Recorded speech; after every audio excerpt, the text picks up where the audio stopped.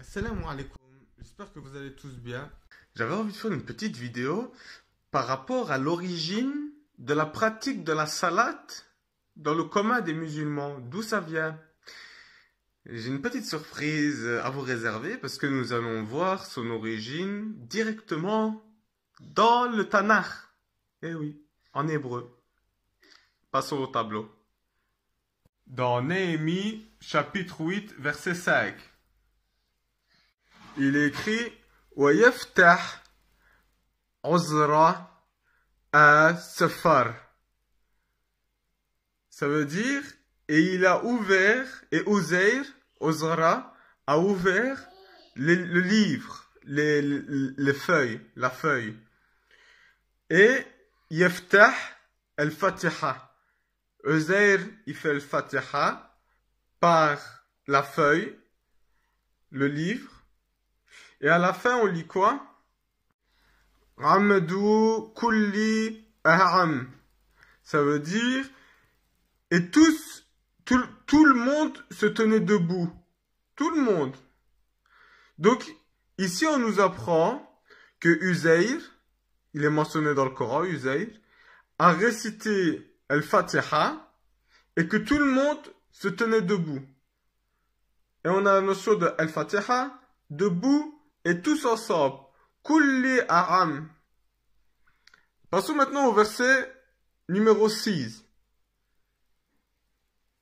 Dans Néhémie, au verset 6, donc le verset juste après, voilà ce qu'on peut lire. Wa yabarak ozra et Yahuwa Elohim Hagadol. Amen. Ça veut dire quoi? Que Uzair, il a béni Jéhovah, Yahweh, Yahuwah, le plus grand des dieux. Eloah, le plus grand des dieux. Il l'a béni, Barak. Tabarak allazi khalaqa as-samawati wal arda baynahuma. Donc il a béni Jéhovah, le plus grand des dieux. Et tout le peuple dit Amen. Ça ne vous fait pas penser à Allahu Akbar, Alhamdulillah, Al-Fatiha. Attendez, on va continuer le verset. On va le continuer le verset, il n'est pas terminé. Donc toujours dans le même verset, donc le verset continue, on va lire Bima'al yadihum wa yakdu wa yashtakhuhu li Yahuwa afim artsa. Ça veut dire ils élevèrent leurs mains et s'inclinent et se prosternent à Yahuwa les faces contre la terre. Aretz. Ard. Incroyable, hein, n'est-ce pas? C'est bizarre dans le passage que j'ai cité. On a la notion de imam, parce que Ezra, il se trouve devant tout le monde. On a la notion de Al-Fatiha, qui sort du kitab, du livre, des feuilles, safar. On a la notion d'être réunis en groupe, d'être debout. On a la notion de bénir l'Éternel, Tabarak allazi, Alhamdulillah. On a la notion de Amen. On a le Amen dans la prière. Que les gens ils disaient tous Amen après les bénédictions, après les Alhamdulillah, après le Fatiha, après l'ouverture.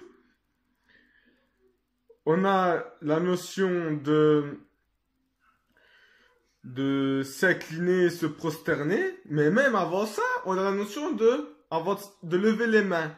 Il y a la notion de lever les mains, soit lever les mains comme ça, Allahu Akbar, après tu t'inclines, ou soit comme les chiites font, avant de s'incliner, quand ils terminent, ils lèvent les mains, ils font une dua, après il faut Allahu Akbar, et là ils s'inclinent.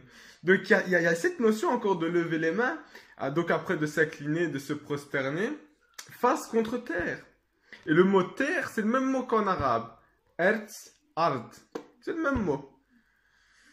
Je trouve ça très étonnant, hein, parce que c'est exactement ce qu'on retrouve dans la prière des musulmans. Et oui, 2 versets bibliques t'expliquent ce qu'on appelle une rakat. Eh oui, une rakat. Incroyable, hein? Vous en pensez quoi? Ça va être une vidéo inédite à laquelle vous êtes en train d'assister. J'ai, si vous me connaissez, fait un travail, un léger petit travail, hein, c'est pas énorme, par rapport à l'écriture de l'arabe coranique. Aujourd'hui, j'aimerais bien parler de l'écriture hébraïque, de la Bible hébraïque, et voir s'il y a certaines similitudes avec le Coran. Je vais ouvrir le bal par verset coranique avant de m'attaquer à la Bible hébraïque. Donc, on dit souvent, nous les musulmans, que dans la Bible, dans la Torah, et Jésus aussi, aurait prédit l'arrivée d'Ahmed, de Mohammed, qui s'était déjà prédit dans les anciennes écritures. Et comme les musulmans peinent vraiment à trouver son nom, alors ils en ont déduit que la Bible elle était falsifiée. Comme ça, problème résolu. Mais en fait, il y a une petite manipulation et il faudrait utiliser des techniques cryptographiques pour pouvoir voir la manipulation. Et la manipulation vient aussi bien des rabbins juifs que des savants musulmans. Et on va le voir ensemble, là derrière au tableau. Dans le verset 6 de la sourate 61, qu'est-ce que nous pouvons lire? Que Isa ibn Maryam, attention j'ai encadré le ibn Maryam, je vais vous l'expliquer pourquoi, aurait confirmé d'après ce qu'il y avait entre ses mains de la Torah et qu'il annoncerait un messager du nom de Ahmed. Donc ici la question qu'on doit se poser c'est est-ce qu'il s'agit vraiment de Isa ibn Maryam? C'est ça la question. On doit vraiment se poser cette question. Alors pourquoi le Ahmed il a été encadré? Parce que normalement dans la Torah, voilà le nom qu'on doit retrouver. Voilà, c'est le nom qu'on doit retrouver. On ne trouve pas Ahmed malheureusement, mais on va trouver Mohammed. Et Mohammed, on va voir ce que ça veut dire. On le trouve 13 fois. Et il s'écrit de cette manière-là. M-H-M-D. Regardez, ça se ressemble très fortement à l'arabe. Hein. C'est juste, l'arabe, c'est pareil que de l'hébreu, mais c'est attaché. Voilà, c'est quoi la différence? Et donc, 13 fois, nous allons retrouver le mot Mohammed. Mais est-ce que ça désigne un nom? Alors là, c'est ça qu'on doit savoir. Est-ce que dans les versets, ça va désigner un nom? Parce que nous, le nom qu'on cherche, c'est Ahmed, c'est pas Mohammed. Mais on va déjà regarder ça. Par exemple, dans Ézéchiel, au chapitre 24, verset 16, on y lit délice. Mohammed, c'est traduit par délice. Dans 1 Roi, chapitre 20, verset 6, il est écrit précieux. Mohammed, ça a été traduit par précieux. Dans Lamentation 2, 4, il est écrit plaisant. Et c'est la traduction de Mohammed dans ce passage. Dans les Cantiques des Cantiques, au chapitre 5, au verset 16, il écrit plein de charme. Mohammedim, celui qu'Ahmed Dida il aime bien utiliser, il aurait pu en utiliser 13, hein, pourquoi il a utilisé que celui-là? Mais enfin, c'est pas grave. Osée, chapitre 9, verset 16, Osée, Osa, tu vois, Aïssa, bon bref, c'est encore un autre débat ça. Dans 9, 16, on peut y lire tendresse, que ça a été traduit par tendresse. Dans Joël, au chapitre 4, au verset 5, on peut aussi trouver le nom Mohammed, le mot Mohammed traduit par plus beau. D'une façon générale, Mohammed, il est compris comme quelque chose de désirable. Donc, ça ne répond toujours pas à notre question. Il n'y a rien qui mentionne Ahmed. Là, on est sur du Mohammed.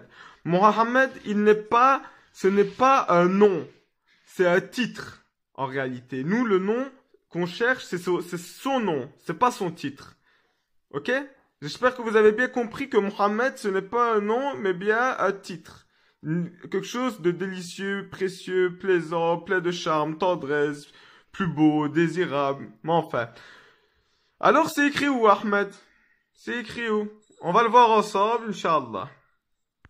Avant d'aller décortiquer le verset du Tanakh en hébreu, on va d'abord le lire en français. Donc c'est une traduction juive française que j'ai ici. Mais vous pouvez aller regarder votre traduction chrétienne. Ça marche aussi, c'est pareil.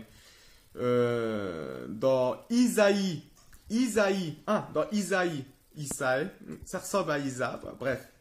Dans Isaïe, chapitre 42. Premier verset, première phrase, premier mot. Direct. Bon, bref, on va le lire en français, après on va regarder en hébreu. Donc c'est écrit comme ça. Voici mon serviteur. Ah, mais qui donc? Que je tiens par la main. Que je tiens par la main.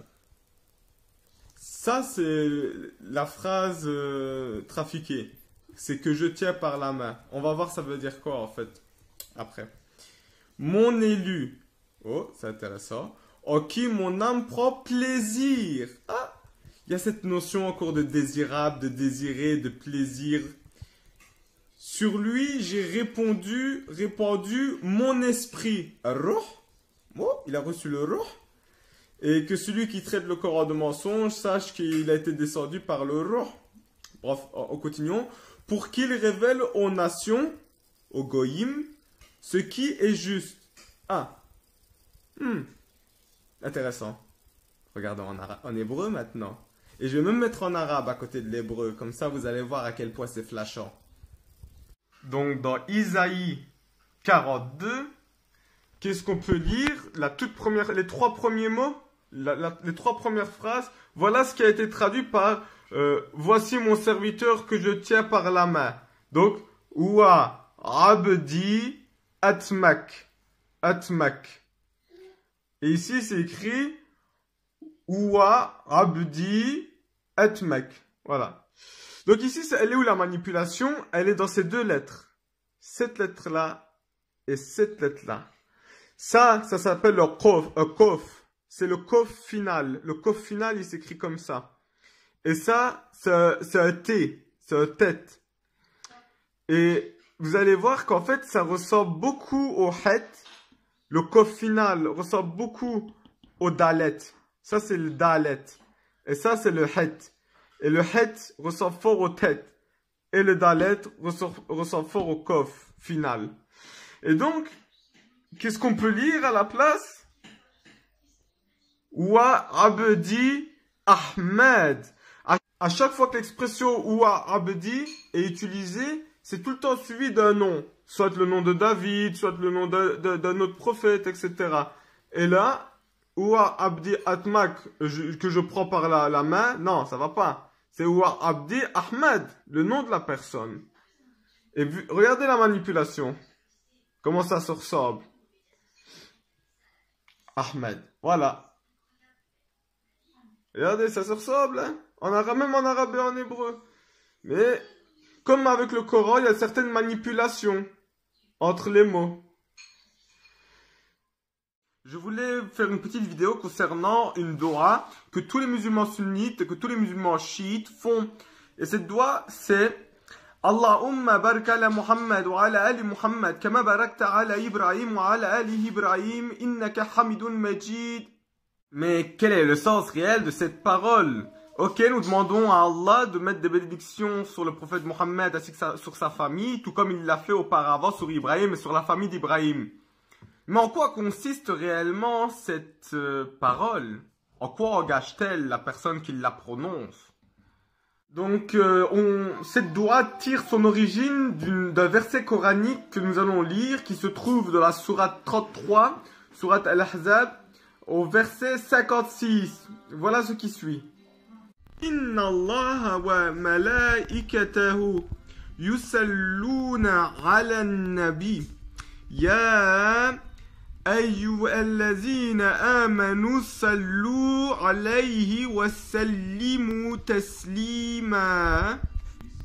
Certaines personnes doivent en avoir marre d'entendre ce verset. Et ceux qui en ont marre d'entendre ce verset, c'est que peut-être ils en ont marre d'entendre la parole d'Allah. puisqu'ils qualifient le Coran de parole d'Allah, ces mêmes personnes qui rejettent ce verset dans leur cœur, hein, pas ouvertement bien sûr.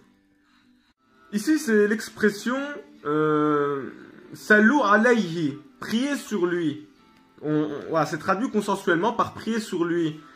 Donc il y a plusieurs interprétations, hein. Certains disent faites le lien avec lui, soutenez-le, etc., etc. Mais ça engage à quoi le fait de sali? Ça engage à quoi? Et cette prière n'est pas exclusive au prophète Mohammed, qui ne prie sur personne. Vous avez prié pour vos parents, vous avez prié pour vos enfants, vous avez prié pour votre ami. Quand je dis que la bénédiction de Dieu soit sur vous, que la paix soit sur vous, c'est une prière aussi. On se prie tous mutuellement, il n'y a pas de souci. Et d'ailleurs, il y a un autre verset, toujours dans la même sourate, sourate 33, Al-Ahzab. On peut lire au verset 43 ce qui suit. وَالَّذِي يُسَلِّي عَلَيْكُمْ وَالْمَلَائِكَتُهُ لِيُخْرِجَاكُمْ مِنْ ظُلُومَةِ إِلَّا النُّورِ وَكَانَ بِالْمُؤْمِنِينَ رَحِيمًا. Dans ce verset, on voit très bien que Allah et les anges prient aussi sur les croyants. Ce n'est pas exclusif au prophète Mohammed. D'ailleurs, on peut même aller dans la sourate At-Tawbah, la sourate numéro 9, et lire au verset 103 ce qui suit. On peut lire dans ce verset ce passage. وَسَلِّ عَلَيْهُمْ إِنَّ صَلَاتَكَ سَكَانٌ لَهُمْ وَاللَّهُ سَمِيعٌ عَلِيمٌ. Dans ce verset, par exemple, on voit que le prophète Mohammed reçoit également l'ordre de prier pour les croyants. Donc c'est pas exclusif à lui. Et ce que Allah il nous demande de faire à nous, il lui demande de faire à lui aussi. Ce qu'Allah il nous demande de faire, il le fait pour nous-mêmes. Donc, il y a un autre verset encore qui va englober tout cela. C'est dans la sourate Al-Baqarah au verset 157. أولئك عليهم صلوات من ربهم ورحمة وأولئك هم المهتدون. Donc ceux qui recevront les salawats d'Allah ainsi que sa miséricorde seront les muhtadoun, les bien guidés. Dans ce verset, il y a la notion de bénédiction, que Dieu il nous fait des bénédictions, que nous aussi on fait des bénédictions, etc., etc. Et ça renvoie à un verset qui va traiter de Ahlul Bayt. Ouais, on va voir ce verset. On peut lire Rahmatullahi wa barakatuhu alaykum Ahlul Bayt innahu hamidun majid. Innahu hamidun majid. Voilà, c'est exactement la prière que nous disions en début de vidéo et que les sunnites et les chiites disent tous également dans chacune de leurs prières. On a cette notion de Allahumma salli ala Muhammad wa ali Muhammad kama sallaita ala Ibrahim wa ala ali Ibrahim innaka hamidun majid. Exactement les mêmes mots. Et après, Allahumma barik ala Muhammad wa ala ali Muhammad kama barakta ala Ibrahim wa ala ali Ibrahim innaka hamidun majid. Ici, on voit qu'il y a une importance Ahl al-Bayt. On demande à Allah de faire des descendants de Mohammed la même chose qu'il a fait des descendants d'Ibrahim. Nous savons tous bien, qui croyons au Coran, nous, que la famille d'Ibrahim a une grande place d'imam vis-à-vis de la religion de Dieu. Ce sont des prophètes, ce sont des hommes de Dieu. Donc là, on demande à Allah de faire pareil avec la famille du prophète Mohammed, de faire de ces gens des imams pour les hommes. Et d'ailleurs, on va voir que le terme Ahl al-Bayt est également employé pour Mohammed et sa famille à lui. Ce n'est pas que pour Ibrahim, c'est aussi pour Mohammed. Dans la sourate 33, retournons à la sourate 33, Al-Ahzab, les coalisés, au verset 33, on va voir que le verset, il est en deux parties, une partie au féminin et une partie au masculin. La partie au masculin n'a rien à voir avec la partie au féminin, je vous le dis direct, hein, comme ça on est clair sur ça. C'est une découpe, le Coran qu'on a là est mal découpé, malheureusement. Et si nous allons voir une partie du verset, et soyez surpris. Il y a même le petit symbole là pour marquer la séparation. إنما يريد الله ليذهب عنكم الرجس Ahlal Bayt. Encore Ahlal Bayt. Wa yutahhirakum tathira. Ahlal Bayt est mentionné une fois pour la famille d'Abraham, une fois pour la famille de Mohammed. Et dans la Torah des sunnites et des chiites, on parle des deux également. C'est incroyable, hein? Est-ce que c'est dû au hasard? Mais maintenant, on va revenir à l'engagement que nous prenons par cette parole. Oui. Les chiites, ils connaissent cet engagement. Je ne vais pas parler pour eux, mais je vais plus parler pour les sunnites. Et en l'occurrence, vous dites Allahumma salli ala Muhammad wa ala Ali Muhammad. Mais est-ce que vous connaissez Ali Muhammad? Est-ce que vous connaissez la famille de Muhammad? Vous connaissez la famille d'Ibrahim? Kama sallayta ala Ibrahim wa ala Ali Ibrahim. Qu'est-ce qu'Allah il a fait à la famille d'Ibrahim et à Ibrahim? Il les a élevés en haut degré. Allah il a fait d'eux des imams sur terre qui guident vers le paradis. Donc là, tu dois savoir que normalement, si tu fais cette dua pour le prophète Mohammed, que tu pries de cette façon sur lui, ça veut dire que tu dois reconnaître sa descendance comme des gens d'Allah, des imams d'Allah. Ouais. D'ailleurs, dans la sourate Les Prophètes, au verset numéro 73, on peut lire ce qui suit. وَجَعَلْنَاهُمْ أَئِمَّةً يَهْدُونَ بِأَمْرِنَا وَأَوْحَيْنَا إِلَيْهِمْ. Dieu a fait d'eux des imams qui guident par l'ordre d'Allah et par la révélation d'Allah. Ouais. Ibrahim aussi c'était un imam, et c'est écrit aussi dans le Coran, Surat al-Baqarah, au verset 124. Voilà ce qu'il est écrit. قال إني جعيلوك للناس إماما. Et je vais faire de toi un imam. Dieu a dit. Donc voilà, hein. La question maintenant qu'on doit se poser, c'est où avons-nous placé l'importance de ces imams-là? Où elle est? On les connaît même pas. Comment ça se fait qu'on les connaît pas? Bonne question. Peut-être qu'on nous les cache, qui sait? Dans cette vidéo, je voulais évoquer Quraysh. Oui, Quraysh. Donc nous connaissons tous la sourate Quraysh. Donc ça dit quoi dans cette sourate? Il y a une proclamation qui est faite à l'attention de Quraysh. Ensuite on parle de leur voyage d'hiver et d'été. Après au verset 3, un truc intéressant est adorer le Seigneur de cette maison. Ok? Qui vous a nourri de la faim et qui vous a rassuré dans la peur. Passons au tableau. Dans la sourate Quraysh, la sourate numéro 106, on va prendre le verset 1 et 3 sur le tableau. Donc voyons voir ce qu'on peut lire. Dans le verset numéro 1, Li ilafi, ilafi, alif, 1, premier verset. Vous allez comprendre pourquoi le alif ici il est important. Li ilafi Quraysh. Ah, Quraysh. Ok. À l'intention de Quraysh. Ilaf. Quraysh. Très bien. Après, on peut lire au troisième verset. D'adorer Rabba Azal Bayt. Ah, il est question d'une maison ici. Retenez bien cette information, hein, cette notion de maison. Du Seigneur de cette maison. Donc, je vais passer maintenant à Isaïe, au chapitre 45, au verset 1. Le verset commence par Elif. Ça commence par un Elif. Donc, comme dans le Coran, Elif, Lam, Mim et tous des trucs comme ça, eh bien ici, dans le passage de Isaïe, ça commence par une lettre. Et la lettre, c'est Elif. Vous comprenez maintenant pourquoi le Elif là, il a fait Elif A. Alif, au verset 1 du chapitre 45 de Isaïe. On peut lire quoi? Li mashichu li Quraysh. À son messie, à Quraysh. À Quraysh son messie.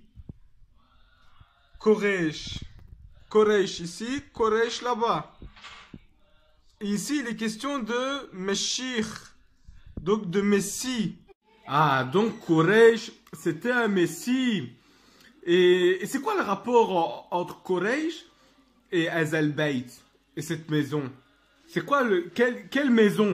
Dans Ezra, au chapitre 1, versets 1 et 2, on va lire quelque chose d'intéressant. Donc Ezra, c'est Uzair. Esdras en français. Dans le premier verset, Aleph, on va voir qu'il est écrit Li Koresh Melek Fars. Ah, donc Koresh, c'était un roi perse. Intéressant. Wa Ya'bar Qaul. Et la parole s'accomplit. Hein? Mais de quelle parole il s'agit? Pour le voir, il faudra aller dans le deuxième verset. Bet. Bet représente, cette lettre représente la maison. Et vous allez comprendre pourquoi. C'est dans le deuxième verset avec l'initiale Bet que on va lire Beit bi Yerushalim. Ah, donc c'était la promesse de reconstruire la maison de Jérusalem. Ah, ok. Ok. Donc, pour récapituler, à Koresh, le roi de Perse,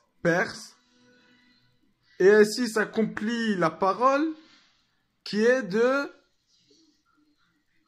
reconstruire une maison à Jérusalem. Incroyable, incroyable. C'est super intriguant hein, quand même tout ça. Donc Koresh serait un roi perse, qui serait un messie, et qui aurait reçu une proclamation de Dieu de reconstruire, d'après une promesse, son temple. Rabba Hazel Beit. Et lors de quel événement? Je vous invite à aller regarder les références bibliques que j'ai données et d'aller lire par vous-même. Et vous allez voir qu'en fait, c'était par rapport à un retour en terre sacrée après un exil. Donc, adorez le Seigneur de cette maison, qui vous a nourri quand vous avez faim, et qui vous a rassuré quand vous avez peur, parce qu'il vous a ramené en terre sainte, après l'exil, les temps messianiques. Salam alaikum, que la paix soit sur vous. Je voulais faire une petite vidéo aujourd'hui concernant une prophétie dans Isaïe au chapitre 29, concernant une prophétie de Mohammed, du livre et de la communauté de Mohammed. On va voir ensemble ce que ça veut dire. Dans Isaïe, chapitre 29, à partir du verset 9, voici ce qu'on peut lire. Ils sont ivres, mais pas de vin. Donc, ça fait référence à la sourate 4, verset 43, où il est dit, ne priez pas ivre, reprenez la prière lorsque vous comprenez ce que vous dites. Donc, ils sont ivres, mais pas de vin. Et là, on nous parle que de ne pas prier ivre, car il faut comprendre ce qu'on dit. Or, nous sommes témoins que la majorité des musulmans qui prient ne comprennent pas ce qu'ils disent. Donc, ils sont ivres, mais pas de vin. Ok? Verset 11. Toutes les révélations est pour vous comme les mots d'un livre cacheté. Alors, le livre cacheté fait référence au livre cacheté de la sourate 83 au verset 20. Un livre cacheté qu'il est mentionné. On continue donc le verset 11. Que on donne à un homme qui sait lire. En donnant donc un livre que l'on donne à un homme qui sait lire. En disant lis. Ikra fait référence à la sourate 96 au verset 1. Au verset 12, ou comme un livre que l'on donne à un homme qui ne sait pas lire en disant lis. Lis. Et alors là, on retrouve donc le deuxième lit, donc toujours dans la même sourate, mais au verset 3. Donc vous voyez bien qu'il y a que dans cette prophétie de Isaïe, il y a deux fois ce lit. Comme on le retrouve dans la sourate Al-Alaq, deux fois lit. De plus, ce que j'aimerais aussi dire, c'est qu'il est question de toutes les révélations. Un livre cacheté, Eliyoun, élevé. Ils sont ivres mais pas de vin. Et ils prient en état d'ivresse car ils ne comprennent rien de ce qu'ils disent, malgré qu'ils n'ont pas touché une goutte d'alcool. Ça fait penser vraiment aux musulmans, hein. Excusez-moi, mais ça me fait vraiment penser aux musulmans. D'ailleurs, on va voir la suite, à quoi ça fait allusion. Donc, toujours dans Isaïe, au verset 13, on peut lire une prophétie, un oracle de Dieu. Le Seigneur a dit, ok, quand ce peuple s'approche de moi, ah, la communauté musulmane, quand ce peuple s'approche de moi, la communauté musulmane, on est d'accord, cette communauté qui prie sans comprendre ce qu'elle dit, tel un automate. Il m'honore des lèvres, ouais, c'est bien ça, mais son cœur est loin de moi. Ah ouais, en effet, ils vont tous à la maison de Dieu, mais ils sont très loin de Dieu. Et la crainte qu'ils ont de moi ou qu'il a de moi n'est qu'un précepte de tradition humaine. Ah, donc la façon comment les gens ils adorent Allah, en fait, ce n'est ni plus ni moins que des sunnas, des leçons apprises, des automates. Tout dans la forme, mais rien dans le fond. Ok? Au verset 15, donc de Isaïe, malheur aux fraudeurs, car ils font leurs œuvres dans les ténèbres et qui disent, quelqu'un vous voit-il? Est-ce que quelqu'un vous voit? Est-ce que quelqu'un nous voit? Et cette expression est également reprise dans la sourate 9, au verset 127. Et d'ailleurs, ça reprend même le début de ce que je vous ai présenté de Isaïe. Et quand une sourate est révélée, toutes les révélations du livre sont pour vous comme les mots d'un livre cacheté qu'on donne à un homme qui sait lire en disant lis donc cela et qu'il répond mais je ne sais pas lire, je ne sais pas le lire car il est cacheté, ou qu'on donne à un homme qui ne sait pas lire en disant lis donc cela et qui dit je ne sais pas lire. Ils sont ivres, mais pas de vin. Le précepte qu'ils ont de m'adorer n'est que une tradition humaine, une sunna, une leçon apprise. Ils m'honorent de la bouche, mais ils sont loin. Ils sont ivres, mais pas de vin. Malheur à ce genre de fraudeurs, car ils font leurs œuvres dans les ténèbres et disent quelqu'un vous voit-il? Et c'est exactement ce que la sourate ici elle dit. Et quand une sourate est révélée, ils se regardent et disent quelqu'un vous voit-il? Et il n'y a pas de changement à la sunna d'Allah. La tabdil. Dans la sourate 107, on peut lire au verset numéro 4 Fawailun lil musallin. Et certes, malheur à ceux qui prient, car malheur à ceux qui prient. Au verset 5 Allazina ran salatihim sa'un. Car ils sont insouciants ou inconscients de leur prière. À vous de faire votre propre opinion, mais c'est beaucoup de coïncidences, je pense. Assalamu alaikum wa rahmatullahi ta'ala wa barakatuh wa maghfiratuhu wa ni'matuhu wa sakinatuhu wa ruhul qudus ya ayyuhallazina ahsanu bil husna.